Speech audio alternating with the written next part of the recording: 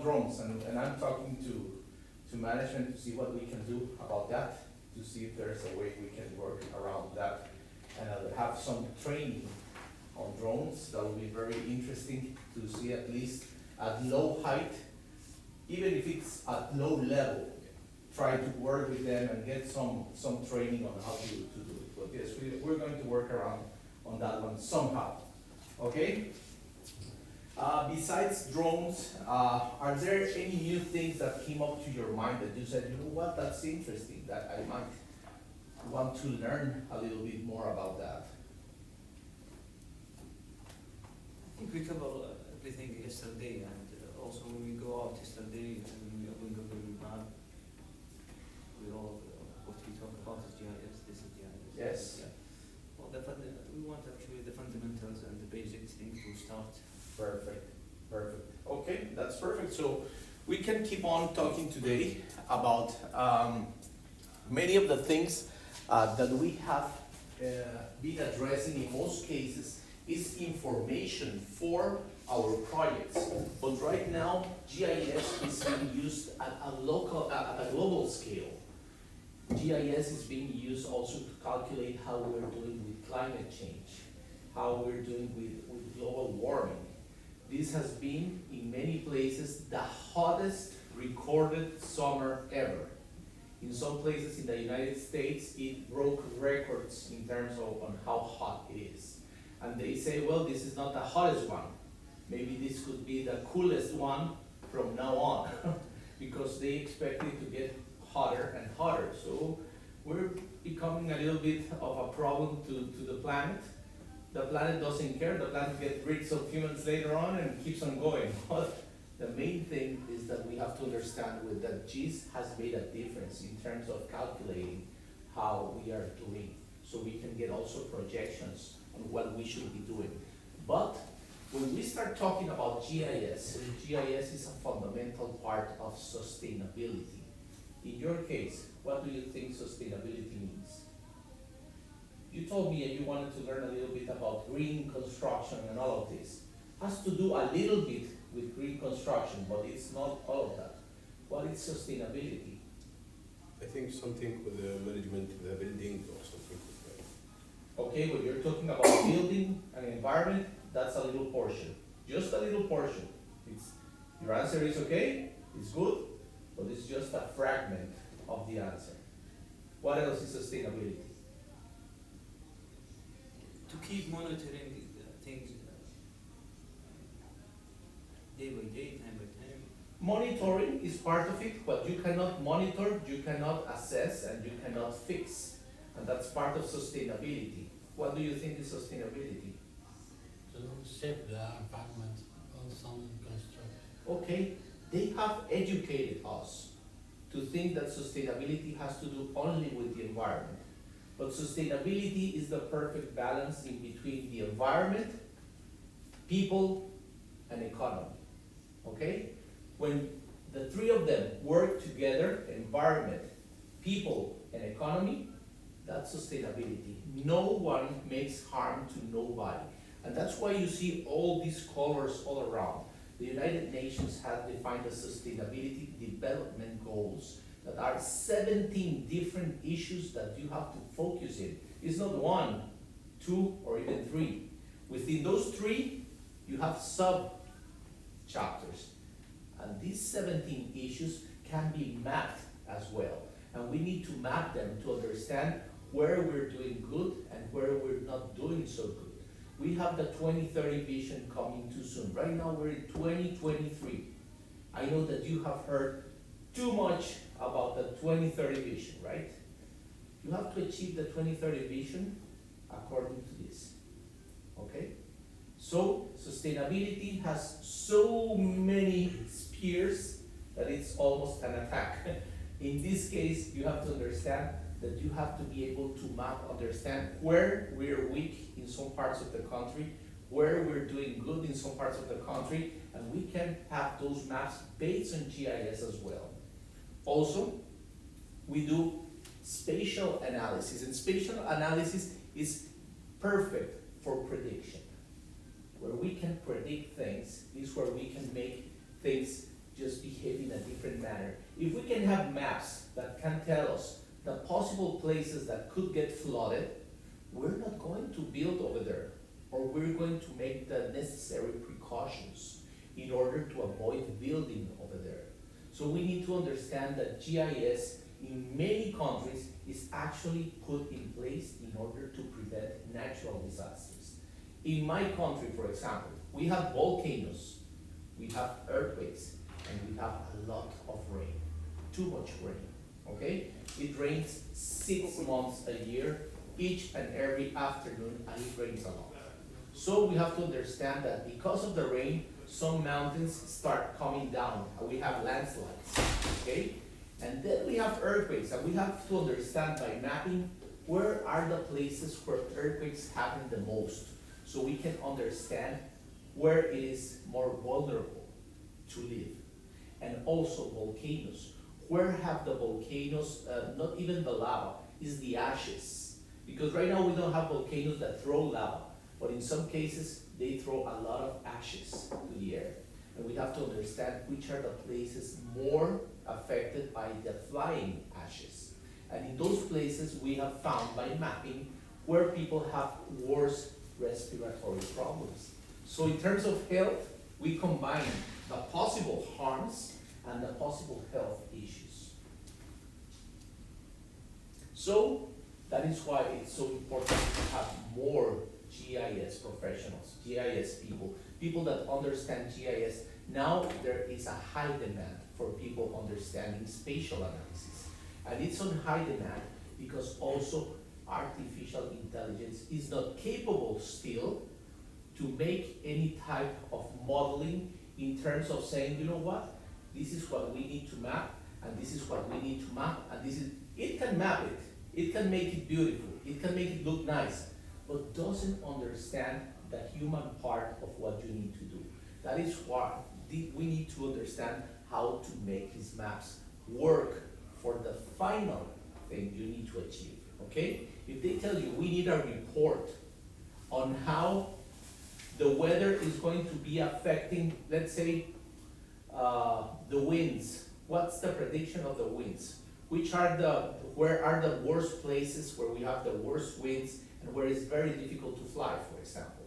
And you can map all of that. Where you have had the worst sandstorms, okay? Where these sandstorms have affected the most, okay? So you can have a general idea where the routes could be modified in terms of aviation, for example, and so on. So we need to not only make maps, is to understand how we can benefit the final solution in terms of mapping, okay? Also, database management. Do any of you make any type of database management? Not really now manage ArcGIS Yes? and board and make some authorization of users. Yes. Yeah. So right now you know how important it is to manage that database in a proper way. Not everybody can access the database. Yeah. You need to give clearance to certain people, right? Correct. And some people can access certain things and some people can access some other things. And you have to be sure that nobody modifies files or delete files or even lose files, because that's one of the biggest problems where you keep access. Giving too much information is not good. In terms of government, we were just talking yesterday. The government has a lot of information. It is not publicly available, okay? It is available to certain people. That's why when we have databases that can be public to people, mostly is because they are made by public people, okay? Not by the government. Some governments will give you certain information, but not all of it. How much of the information comes from the government? It's not really huge information. Yeah? But still now we are in beginning now. Okay. We have about maybe 20 users. Yes, and we also have a system. We have a structure that we have to use in that database in order to get everything in the proper way regarding international systems on how to organize those databases, right? So we have to follow up all these structures in order to be able to do good cartographic design. Cartographic design will come handy in order for you to understand that when you generate a map, when you generate a final design for a map that you're going to give away, it's not only a drawing with lines. You have to have extra information in that map that will let the final user understand what does this means. So we have to have, first of all, access to databases. If we don't have access to databases, we need to be able to create our own information. But once we create that information goes to the database. It's not only kept in your computer. It has to be sent to a certain point where it is filed properly in a way that everybody else can access it later, at least the ones that have clearance, okay? In this case, most of the times, we need those databases and we need those maps for decision making. We need to have them because at some point in some meeting, somebody's gonna tell you, okay, I'm going to need this graphic and this map for the next meeting in order for us to see where we're going to put our next building, for example. And you're going to say, okay, we need to see first transportation, how far it is, how close it is to restaurants, or other facilities that we may need on a daily basis.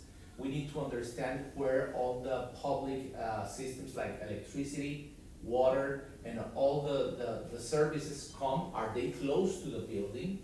So we start putting layers on top of layers to a point where we know that we're going to be in a good location. So finally somebody will say, yes, based on this map, we know that this is the area that we should be talking about in order to make a new project. So once you have that, you can start looking for terrains in that area. Also, you don't have too much agriculture in Saudi Arabia. You have some agriculture, but it's not too spread like in many other countries. In many countries, you need to understand which areas should be used for certain types of fruits, certain type of vegetables, certain types of plantations, okay? So also it has to do with the amount of water available, it has to do with the weather, it has to do with the height. Remember we talked yesterday about the coffee in Costa Rica. We need certain height for that coffee to develop properly. You know that coffee in Yemen is supposedly to be the best coffee in the world. It's the first Arabic coffee in the world, okay? Costa Rica? It's about it. Costa Rica and Yemen, yes, I can agree with you. This brings me to a question that can we indicate which part of the land that we have natural resources, oils, gas, and so on, etc.? Yes, Can we do that? Totally. Yes. totally, it's part of the maps that we can develop. You can zone out based on where you are exploiting oil, which are the areas that have been used, which are the areas being explored right now to keep on developing the oil extraction, which are the areas for gas extraction, where you have all the Aramco locations, where the piping is going from one place to another, where the sewage system, where the water system, where the desalinization. Now, this is an input data. Yeah, But what I mean is, can we indicate which land does it have that natural resource? Yes. Without yes, because you have your geological maps right now, okay? You have had geologists working in Saudi Arabia for almost 100 years, okay? It was in the 1930-somethings that you started finding oil in Saudi Arabia, right? We're about 10 years, we're 90 years since the first time oil was found in Saudi Arabia. So imagine all the geologists that have worked on your land. You can imagine that all of that is already mapped. Which land is usable for oil and which land is not usable for oil. So I can assume that that land exists since 70 years ago, 60 years ago, in paper, but it exists. Those plans, I assume perfectly that they exist in GIS for the government, for Aramco, for SABIC, okay? So all of that can be incorporated, because if you say this land is not usable for oil or gas extraction, Do we have roads? Do we have water? Do we have other things that can help us make a decision of using that land for a building? Yes.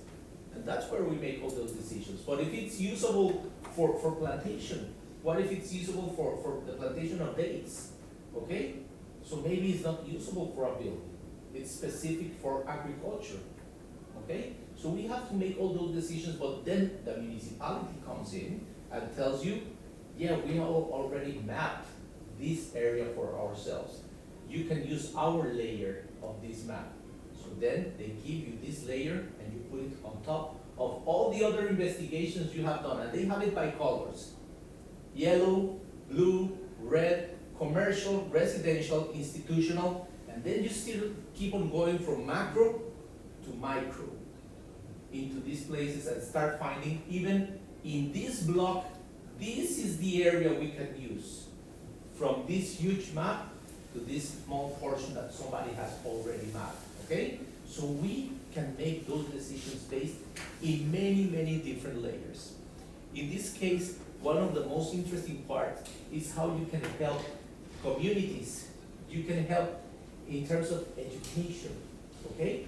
Because then you can start finding out, for example, if you have an education system, a public education system in Saudi Arabia, and once you have the public education systems, you start finding which are the better grades of the students, and you map out which areas you have the better grades. Then you can start seeing graphically where are the best schools, and then you say why these schools are better. And then you start finding out which are not good, doing that good. So those are the ones you go in and start looking out for problems, because you are analyzing, you are monitoring. And once you're monitoring, you can fix. So that's the way that the government try to fix these communities, by looking into that.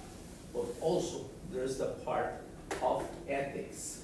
How much information are you going to give away in terms of the people that live in some places, okay?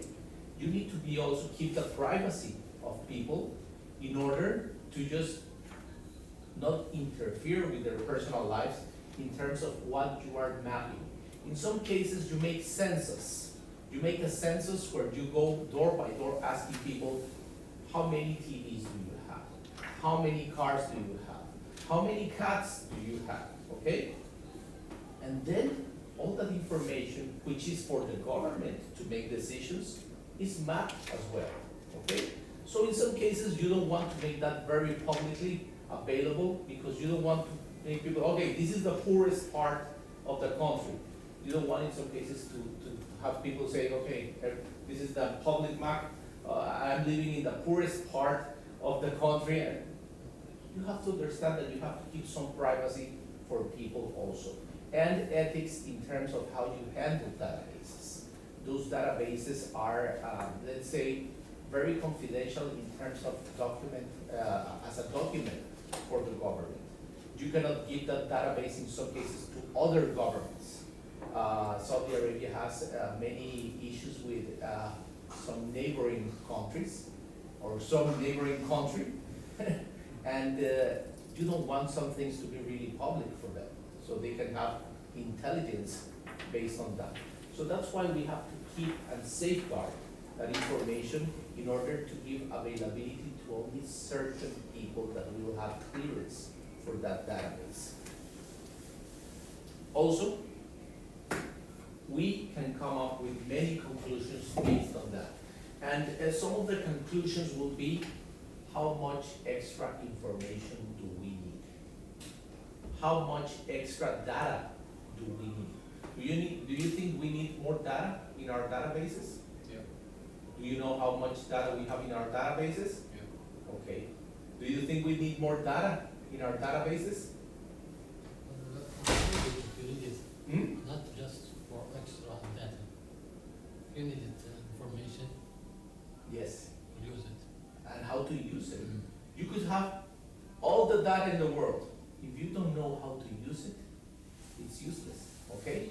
So you need to determine, first of all, if all the data is there, if all that data is usable, and if you're going to use it, okay?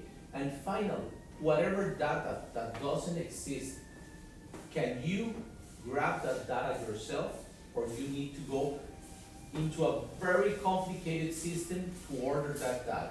I know that you have protocols to order extra data, right?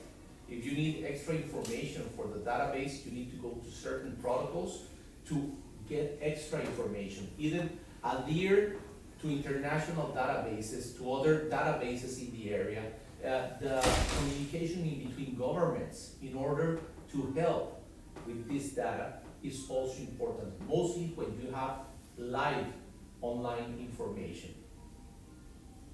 So usually, we use offline Yes, database. okay. because- Mostly you use offline. Yes. Okay, how much online databases do you use? I think nothing. Nothing, Yeah. okay? And that is very good, because you cannot only rely on online databases. The problem that with online databases is that any day somebody says, no, I'm closing this connection, okay? And then you just see a little file with an X on top of it saying, no more connection. Offline databasing is very important because you own the information. And once you own it, you can manage it, you can edit that information. If you rely only on online databases, then whoever administers that database any day can say, I'm not giving more connection to that, and then you lose information, and then your map is incomplete. And you say, but this map was more complete. Yes, your connections are lost to that map. So whenever you have this information, you have to own the information. In some cases, if you want extra information for something, just to know something, yes, you can connect to an external database, find out, good, and then keep on going. But do not rely that you have a very complete map in GIS because you have 12,000 connections with a WMS map, okay? It's sometimes it's just too complicated in terms of having all those connections working. What happens if even the internet connection is lost? If the connection is lost at some point, you cannot keep on working, okay?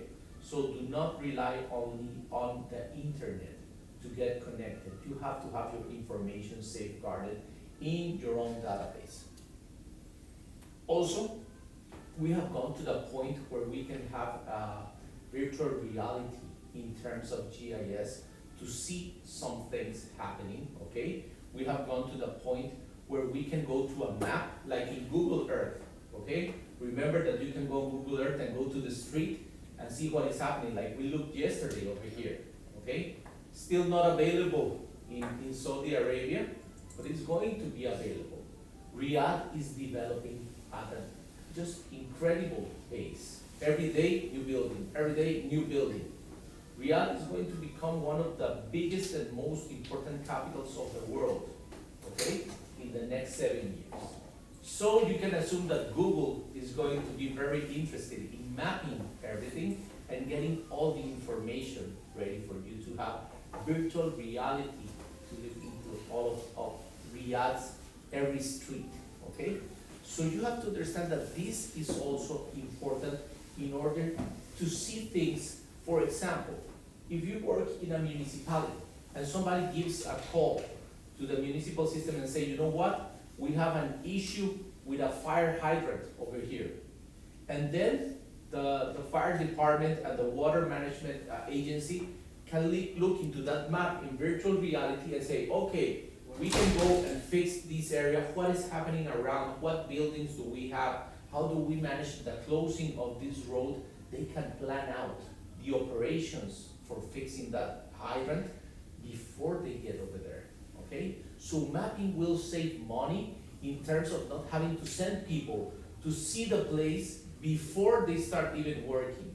It makes everything more efficient. It's working like working with a BIM software, so you can have the whole building before, and you can see everything before you have to go and do some fixing, okay?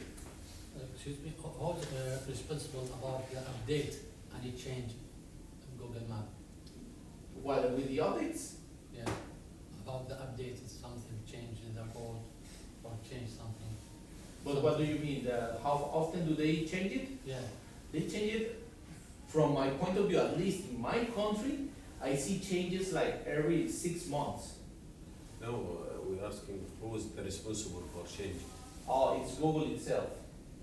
Google directly. from the satellite or from Satellite imagery, and we have found out that certain airlines, I don't want to say the name of certain airlines that are mostly based in Europe, they take pictures a lot, and they use those airlines also to be able to have cameras underneath their airplanes, and use those airlines to also take lower height pictures instead of only aerial imagery from satellites. Because we have some pictures that are great and they are very, very detailed, okay? So in certain cities, in certain important cities, you're going to have better maps. Where you have more density, you're going to have better maps because you have a lot of airlines passing by. So that imagery, most of that comes also from airplanes, not only satellites. And I like that because Google keeps on updating a lot of the maps. And when they find out that certain picture was not able to be taken because it was cloudy someday, they get a new one to the point where it's not cloudy anymore. You have seen in Google Maps, you want to see certain area and there's a cloud, okay? In my country, you can find clouds everywhere all the time. Maybe not that much in Saudi Arabia, but in these countries it's very normal. Okay? You were going to say? yeah. But I noticed some maybe a few, some road construction and close the road Yes. and change. And change. update. Yeah? Sometimes update, sometimes not update. Okay, one of the things that I was explaining yesterday, interesting with Google, is that we use big data for that, okay? And when we use big data, we can see that every day cars are passing in this direction and this other direction, okay? 2 lanes, back and forth. And at some point, you see that the movement is only in one direction. When you see that the movement is only in one direction, you can understand that this is a one lane, a one direction street, okay? And then Google says, okay, something happened over here in the trend of this road. If that road is closed, people make reports. You use Waze in some cases, okay? Right? And people might say, oh, this road is closed. There is some road works over here. And people report it. Also the accident. Hmm? The accidents. Where are the police? Everything. People report it. That's where they grab the information, big data. So they say, there's a report. Also today there is a report. Also tomorrow. So at some point, they say, oh, there's something going on over here. And then they start modifying those roads and they say, okay, this road is temporarily closed because somebody reported this road is closed, and they look into that information and modify the map based on that. Okay, so big data right now doesn't only tell you if you want to purchase a red jacket, okay, or you want to purchase some Nike shoes. It also can predict how you go to work and why today, instead of doing this, you are doing this, because something happened over here, okay? Those predictions are based in big data and artificial intelligence to understand there's a modification. I have found a lot of maps that still don't understand that certain road has become one-way street only. And sometimes it tells me, okay, turn right. I cannot, right? It happens a lot, as if I cannot. Keep on going. And then this road sees that everybody that they told turn right is not turning right. They are moving ahead, and then they see the trend of cars only coming in one direction. And they say, oh, this road is only one direction, okay? And they start modifying that. It's not that they work with governments. They just see what's the movement of the car. The other interesting thing is, I don't know how deep you have gone with Waze. I used to go very deep in Waze and use the desktop application, okay?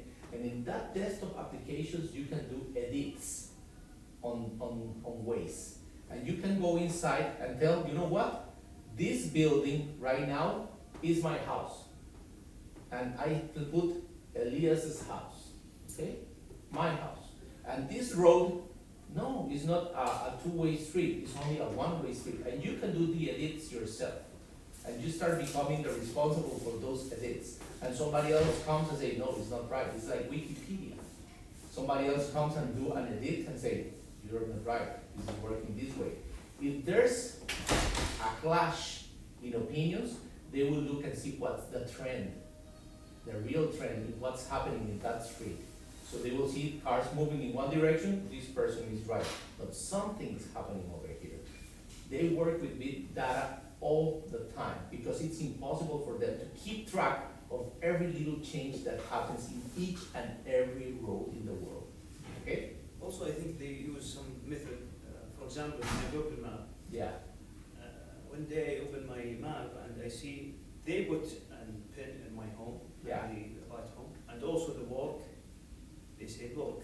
Yes. I didn't put it. No, because they see Yeah. where you're going every day, where do you sleep, where do you stay at night. So they say home. Where do you stay the rest of the day? This is work. They know it because also you put it every day. Okay, going to work, you put it at 8 a.m. in the morning or 8:35 because you're going late.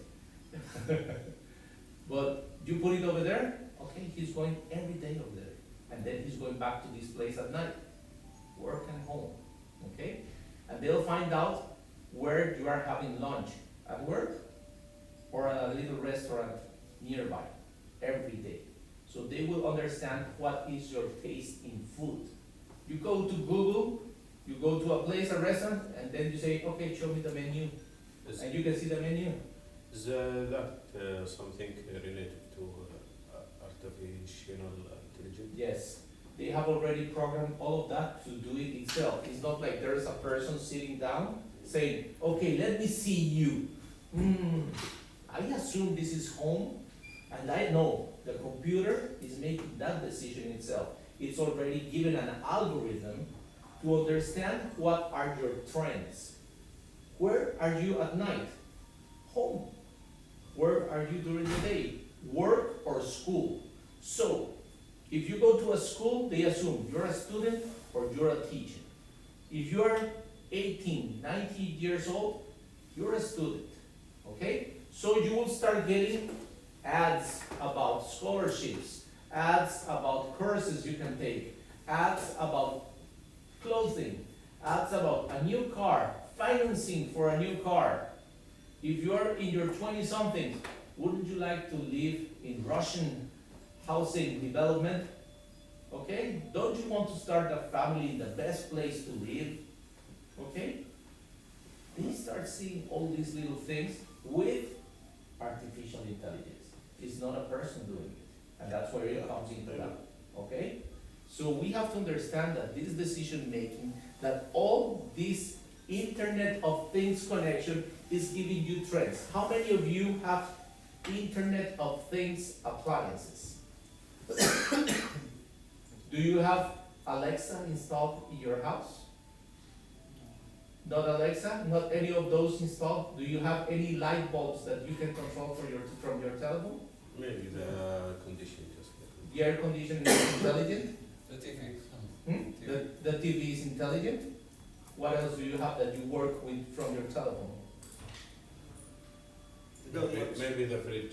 The fridge? Yeah? Door locks. Door locks, okay? All these things are talking to the rest of the world. And they are understanding where you go, when you go in, That and when you go out. Even, for example, I love technology. So, everything in my house is connected, okay? If I'm getting close to my house, the door unlocks itself. So I don't have to get out of the car and unlock it, I just go in, okay? As soon as I go in, the lights, if it's past 6 p.m., the lights are already turned on, but only if I'm closed. I'm close to my house. Not like if I'm not there, no. If I'm getting close, lights turn on, locks goes off. If it's too hot, the air conditioning turns on. If it's raining, the lights turn a little bit blue, and then certain music will start playing. okay? Have a nice house. You don't need a nice house, you need a little amount of gadgets, okay? I don't live in a big house, I live in a regular 200 square meter house. It's not a huge house, but the house is designed to use not expensive equipment, but it's intelligent equipment, that it's interconnected. I know that if I open a door, the alarm will sound and I'll get a notification. If somebody gets close to my door, I get a notification, okay? Even if I have to feed the dog or the cats, I can see the camera and I can send to the little thing that feeds the dog and the cat a little bit of food, okay? So, everything is connected. The Internet of Things understands that behavior, and once it understands it, it will give me extra things to put in, but it will understand me. There are some other places where you get into the house. It's not your house, but as soon as you go in the door, it would understand with thermal cameras your body temperature. And by understanding that, it will modify the air conditioning. And it will understand that you might be thirsty and what type of mood you're in. So maybe even it can modify the music that it's playing. This could be my wife. That could be your wife, understanding everything, yeah.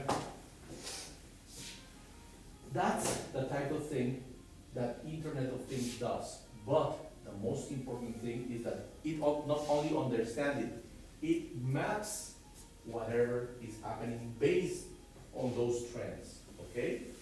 Because it will know, for example, do you have Uber Eats in Saudi Arabia? Uber Eats? Okay. If you have Uber Eats, someday it will understand that you didn't go to work. You didn't go working because your car and your telephone didn't move from your house. Okay? Maybe you're sick, maybe you are just on a holiday. But it will start telling Uber Eats, this guy is not going to work. Maybe he is watching Netflix. Maybe he wants to have a hamburger. Why don't we send some hamburger offers to his phone? And then you get a Uber Eats, great offer in hamburgers. Wouldn't you love to watch a movie and see? And then it starts sending you Netflix things. Oh, there's a new movie in Netflix.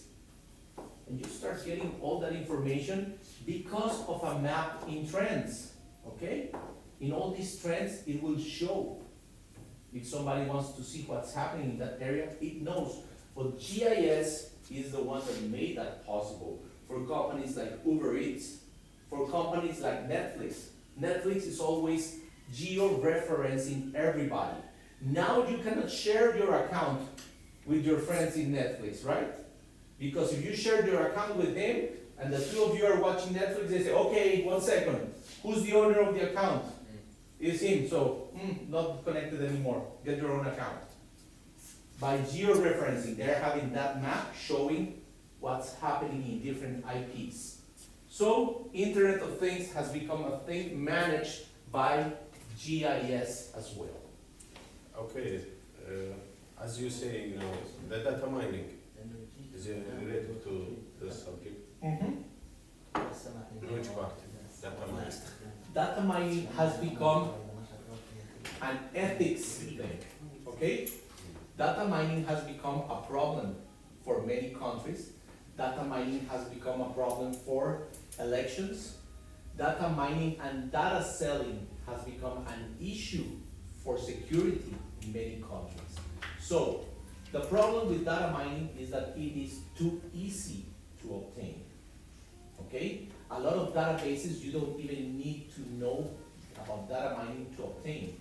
For example, one kind of data mining is even Google Maps. You can see where is the most amount of people at certain point in a car jam. Where are all the cars? So by looking at that, and it is very funny, in Costa Rica, whenever there is a car jam, you can see people coming and selling things to you in your car. Or you're just driving like this, they come and sell you food, they come and sell you a lot of things for children, because they know some children could be on the back. So they bring like little toys to sell you, and you say, okay, yes, so I can calm these children. They look into Google Maps, they see that there's a red zone, and they run over there, because there are a lot of cars on that location. Data mining right now, it's publicly available to many countries through Google Analytics, okay? So if you're part of Google Analytics and you understand how to do your proper research, you will understand where are your demographics for certain things, okay? So that is why if you advertise with them, actually you're gaining access to that data. And data mining comes mostly from Google users. And Google users are normally Android users. Every telephone using Android becomes like a satellite for Google to understand what is happening in the world. By microprocessor, I think. What? By the microprocessor, I think. Not only the microprocessor, by the GPS, by what you are writing, what you're talking about, what you tweeted, what you put in Instagram, everything, everything, everything you do while you're sitting in your car, writing down the music that you're playing. You put Spotify over there, you put music. What are you listening? Where? What is your mood? Did you stop for food? For how long? All that, they know your life.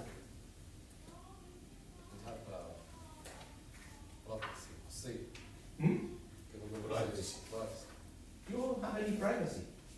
You don't have any privacy right now. You own a phone, you are a public person, okay? Like it or not, and if you go and see your end user agreement, when you purchase that phone, they say all the data gathered and all the data that is collecting can be sent to Google, and you sign that consent because you never read that 200,000 page end user agreement. But it's not going to affect me to collect my data. It's, At this point, it doesn't. But they have. At some point, it will. But it has affected you in your choices. Okay? For example, there is a car jam. They will tell you, use this other route. It's not only because it's the better route, it's also the route where you're going to be passing in front of other stores and some other restaurants and some other places that might interest you. So they use your data, your prior data, in order to send you somewhere else. So it's affecting you. You don't have an idea. They give you, okay, this is the music that we're suggesting you this week in Spotify. They say, oh, this sounds good. They saw your trends. They see. Well, it's still your choice to Always. choose restaurants, Oh, music, whatever. Oh yes, you think it is. But he gave you options, that's it. That's right. When He it gave you comes- options. Didn't give you all the options. It gave you the options based on your prior choices. You have the opportunity to search by yourself. Oh yes. But when it comes to road and choosing the road, you're right. This is And even when you ask for something, it will give you the top 10, but the top 10 advertisers. Okay? So it will give you the top 10 advertisers that you could like. So it makes a pre-selection of the things that you might like. It's not based on all the choices. On the things that you might like, that they also pay a lot more for From that publicity. point of view, you can see that you have to be optimistic that there are easy my choices. I'm optimistic. I don't have a problem with that, okay? I don't. Some people might have a problem, but in this case, the most important part about this is that GIS is the one making this available for the companies to understand where are the demographics based on your choices, based on the Internet of Things, and how we're interconnected. So all of this is live, and not only live, this will also help back again with the Sustainable Development Goals, understanding what we are doing in order to achieve all of these goals. We're not gonna get into this because this is a whole other class. But if you look into the Sustainable Development Goals, if some company or a person wants to say, I am sustainable, they have to achieve all of Can this. we short term it in the quality of life? Can you say that? You show what? Short term, the whole goals that this is the quality of life that we're trying to achieve. In terms of quality of life, as long as you have a good balance in between yourself as a person, the place where you live, and how your economy is, and your economy is not affecting other people and the planet, you're okay. That's a good quality. Right now, we're in one of the best countries in the world in terms of happiness and life, okay? This is one of the most sustainable countries in the world, right now, right here. Yes, Sweden and Norway, yes. Yes? I read about it. And Norway is one of the happiest. Costa Rica is the happiest country in the world. Look for it. And that is why you find places like this, rooms like this, because they Even think the buildings, if you see the designs of the buildings, it's weird and amazing. it's weird and amazing, right? Some buildings are strange, some buildings are classic, some buildings are thought to make you feel warm and comfortable. This room is very nice. This room has the right lighting. This room has got the right texture and materials. This room, you don't want to just run away from this room. Sometimes you go to a absolutely white roof, white walls, gray carpet, black drapes. You feel like in a strange place, like caged in a human zoo, right? So this one is very well thought. I think these things adapt with the climate also. You Absolutely. can't put this room in the desert. for No, example. no, So absolutely not. Because you have a different ambience, okay? So it all depends on where you are. But even in the desert, you have to use the right colors for the carpet. You have to use the right colors for the wall. Do you think that your great grandparents would feel comfortable in a modern room? No. Which are the colors they would have liked for their living room 60 or 70 years ago? Which colors? dark color. Actually, some color didn't exist. Same in the color as past. the camels and the thing that they used to see. That's right. Natural colors. Natural. Natural colors. Not a red wall Yeah. or a green wall painted with strange color. No, they would say, no, I want something that is more, looks like the outside. Because they use the nature as their home. They use the same materials that they had available to build their houses, okay? So it's very important to keep that. For Norwegian people, wood is important, okay? All these natural colors, all this light. Why do we have this color of light in this room? We go to other rooms for training, it's all fluorescent lighting, all white lighting, which is actually blue light, okay? And blue light is really, really bad, okay? Actually, I have a condition called cerebral hypertension, okay? And cerebral hypertension is not heart or base, just in the head. And it's caused by the intoxication of white light, blue light. This light is perfect. I could stay here all day long because it helps my circadian rhythm. And having this natural light also coming from the outside is very important. But all of this is important because we need to have people, environment, and economy working in a certain way, and we need to map it as well. Over here, we have how to have transformative technology in your work and research. So, how do we use map to transform technology? We have smart cities. Have you heard of smart cities? Smart cities. Smart cities. For what? They are called Smart city? yeah, smart city. Yeah. A smart city is a city that can be managed directly from the computer. And we have cases, for example, in Costa Rica, where we have smart cities, where they can handle The line. everything from the computer. Even when you have a park The line. and people are gathering in the park, you can have cameras seeing that everybody's safe, but not only safe. You can put music, you can give the proper lighting in that park so people feel safe. You can manage the police, how they manage crime Yeah, in the whole city. close roads and open some. Everything. And in some cases, if you have a car jam, they say, you know what, let's put this stoplight in green, so we start moving these cars faster, and then we start having this area, and they can do it from the computer. So a smart city is like having a smart home, but you need mapping in order to understand what is happening. And you need big data to understand what is happening in real time. And you need the Internet of Things to understand how you're connected. Electric cars.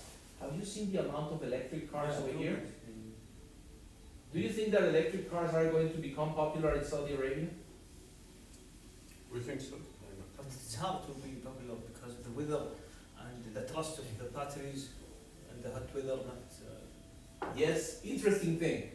Yesterday, I received a call from my girlfriend saying that she was on a meeting with some people that are bringing some cars from China to Costa Rica, and they're using sodium batteries. Sodium, not lithium, sodium batteries. And that's interesting because that's changing the game, and they did that because Ukraine is not selling more lithium right now. They're having problems with Russia and all that lithium over there. So sodium, less harm to the environment, okay? And these batteries work better. They're going to bring these cars to Costa Rica by the end of the year. We're going to be testing these cars. And over here, it's been amazing using electric cars. I don't know about you, but yesterday I got the application to ride one of those little green scooters over there. I already got a scooter for 15 days, so I can use it anywhere to go around. But everything, I have seen that most cars over here are electric, okay? So you start seeing the modernity of these cars. What happens with these cars? Do you think that these cars are connected to the internet? Yes. They are. And the internet knows how much power they have already left. And based on the amount of power, they can tell them, okay, there is a charging station in this location, and they will give that location to that person, also knowing that this person might be hungry or on their way to home, close to a supermarket, and they will send them in the right direction, okay? So this is how you start handling cities, not only by people, but cars will give new trends. Also, we can create not only flat 2D maps. The main idea is being able to handle 3D models over there, being able to handle terrain models, and also that will help you in making decisions in terms of how to work with roads, work with infrastructure, how that terrain is going to affect you in terms of hydrology, how it's going to affect you in many ways, okay? So also, we have not only ArcGIS, we were talking yesterday about QGIS, and QGIS is the other software, is open platform as well. It's free. It's free. Some people like it, some people don't like it. Yeah, I see. Yeah, it's like we're talking iPhone and Android. Some people like it, some people hate it. It's like that. Okay. For me, I use the software that lets me import as much type of different files as possible. Okay. That's a must for me, being able to do that. But when you're working with software, either ArcGIS or QGIS, the most important part is not even the software, is the information that you have available. An art map without any additional information, it's a blank page, okay? It's just a map. So we need the databases. Also, we can work around the management of cartographical design. How good does it look based on the software? Some software is already working with artificial intelligence to give you a better looking map. Because if you do have too much information, this same software will try to make it look at the best possible in order to make it readable to the final user. It's ArcMap Pro. Hmm? ArcMap Pro. ArcMac Pro, this one over here, right? And also, we need to understand how we can participate, because ArcGIS finally is the participation of everybody. How much do you get involved with everybody? What is the work of each and every person? You have the database manager, okay? You have the user, and you have then the person who is going to capture the imagery, who's going to capture all the shapes, all the files, all the drone information, and send it to the user, and the user is going to connect it with the database. So this is all teamwork. Some people do it by themselves, which is okay. They have their system, but as a company, you work in different sections. The most important part is understanding that you have to follow a protocol on how to send the information, upload the information to the database, how that information is going to be kept in an orderly fashion and a secure way. And this is how we're changing the shape of the world. We're shaping the world. We're shaping the world in a way that we're interconnecting everything. Before I started just redeveloping this class, I went into the Norway databases, and I saw that they have a huge amount of information. You can make a very complete map out of Norway, because I could connect with a WMS system for each and every possible map that you can imagine. Later on, we're going to go into ArcGIS, ArcMap, and see how much we can connect into the Norway system and how much you can get out of that. For me, it was very interesting. Also, you will be able to go and see what you have from Costa Rica as well. All the information regarding natural resources, which is what we do the most. And for example, when I need to do a project, an architectural project, I go to that database. First thing I see is the use of the land. Is this commercial, residential, mixed use, etc.? Okay, I'm good. Once I see that, if there's any problem with main water lines, main power lines that could affect my property, no. If there's a problem with earthquakes or volcanic ashes or landslides, no. Is there a problem with the National Aviation Council to have a building over there? No. Is there any issue regarding preserved species? No. Am I close to a water body, underneath water body? No. So I have to go through a lot of layers of things that could avoid me to build, and once I see that I'm okay, then I go to that place. I make my drone survey, I make my own contours, I make the drawings for the existing trees, for the existing things that are just around over there, and then I make my own map. And based on that map, then I convert that into a shapefile, which I set to my personal all project layer, or a new layer for a project in this area. So I'm kind of building my own map of all the projects that I have worked with in every place. That's how you work with that database. Understanding how we can see the world with different eyes. We have different applications of GIS. We have incident mapping, spatial management, corridor selection, transportation, logistics, spread and diffusion for information such as this networking, all these Facebook and Twitter, and all these things that we use each and every day, how they are going to be affected, and what information is going to be sent to you. What could be the information that you like? You see, how many of you use Instagram? Twitter? Okay. Once you look for something, the next 3 days, you're going to be bombarded with information about that topic.